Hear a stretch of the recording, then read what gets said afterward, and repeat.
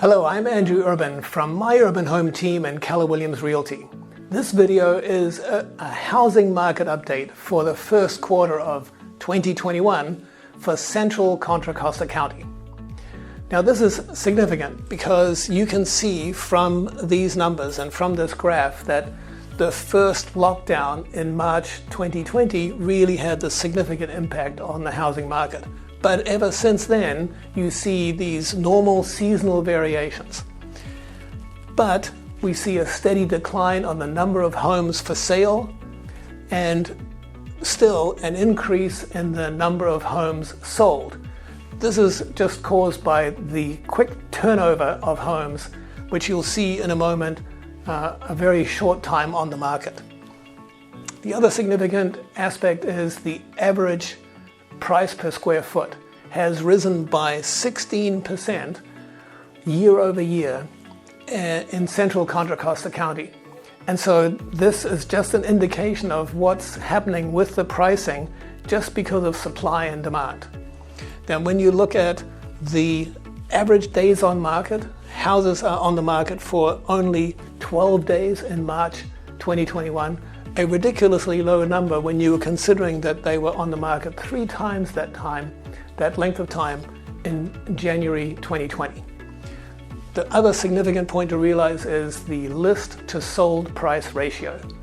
This means that in March 2021, buyers were willing to pay 109% of list price in order to get into a home. This is of course wonderful for sellers, but it can be very frustrating for buyers. And believe me, we help a lot of buyers and we help them overcome that issue the best we can.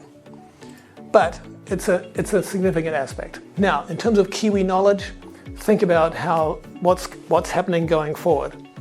I think Proposition 19 in California, which allows home sellers over 55 to carry their property tax base with them anywhere in California, this will loosen up the market and allow those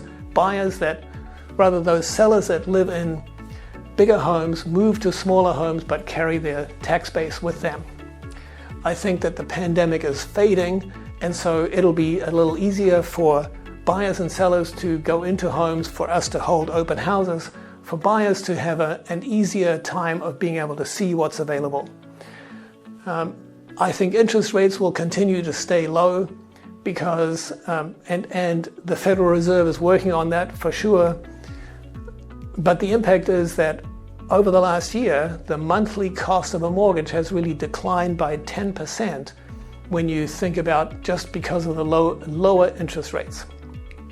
And finally, I think the buyer demand is going to continue because there has been a tremendous amount of underbuilding in the USA for the last 10 years. And so I believe the market is going to continue in much the same way it has for the last 3 to 6 months. It's going to continue going forward that way. I'm Andrew Urban.